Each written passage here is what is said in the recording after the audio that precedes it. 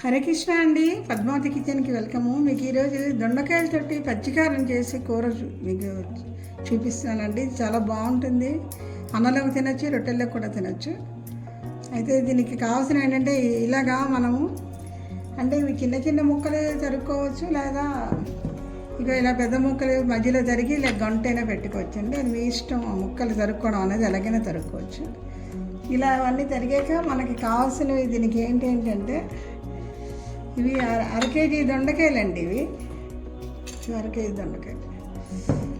దీనికి కావాల్సినవి ఏంటంటే ఇక అల్లం, 2 పచ్చిమిరపకాయలు, కొత్తిమీర, ధనియా జీరా పొడి చేశాను, అలాగే కొంచెం ఎండుకారం, రుచికి సరిపడా ఉప్పు అండి, పసుపు, దానికి కొంచెం నూనె కూడా ఎక్కువ పట్టదండి.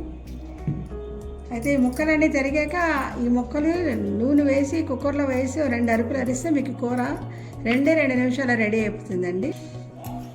ఇక్కడండి కుక్కర్ కాలేసాను. ఇక కొంచెం నూనె వేస్తాను చూడండి. ఇది మాత్రం నూనె వేస్తాను. అంటే ఒక 2 చెంచా తట్టి 2-3 చెంచాలు వేసాను, ఎక్కువ వేసిన తర్వాత ఇందులోని ఈ దొండకాయ ముక్కలు ఇలా నిలువున తరుకున్న లేతకాయలు అయితే బాగుంటాయండి. ఇందులో వేసిస్తాం.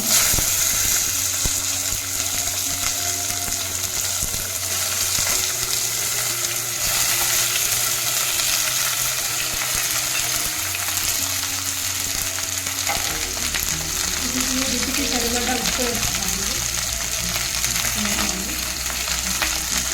కొంచెం పసుపండి. వరకు ధనియా జీరా పొడి మిక్సీ తీసుకొని వేస్తాము. కొంచెం ఎండుకారాలు,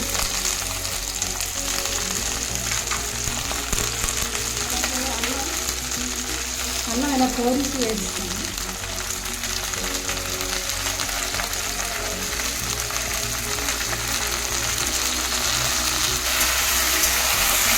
ఇలా కింద ఒక 10 కేజీలు వేసుకొని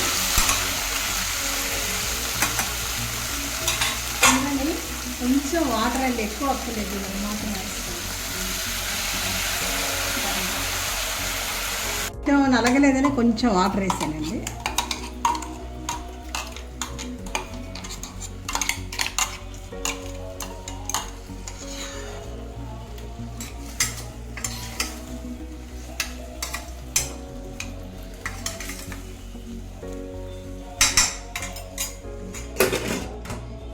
ఒక 2-3 విజిల్స్ వచ్చే వరకు ఉంచితే రెడీ అండి కూర. ఇంకోటండి 3 విజిల్స్ వచ్చాయి. 3 విజిల్స్ వచ్చాక అక్కడ బయట తీసి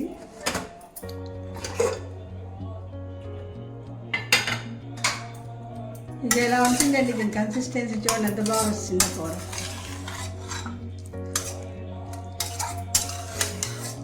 గుమగుమలాడుతూ దొండకాయ పచ్చికారం రెడీ అండి. ఇది మీరు కావాలంటే మరొక 2 నిమిషాలు కుక్కర్ వెలిగించి పెట్టుకోవచ్చు, లేదా అలాగైనా తీసుకు తినవచ్చు. చూడండి ఉడికిపోయింది ముక్క కూడా. మీకు టైం చాలా తక్కువ టైంలో మీకు ఎక్కడ విటమిన్లు పోకుండా కూర చూసారా రెడీ అయిపోయింది. ఇక చూడండి ఉడికిపోయింది. మీరు కూడా ఈ కూర ట్రై చేసి ఇది రొట్టెలు, చపాతీలు బాగుంటుంది, అన్నంలోకి బాగుంటుంది.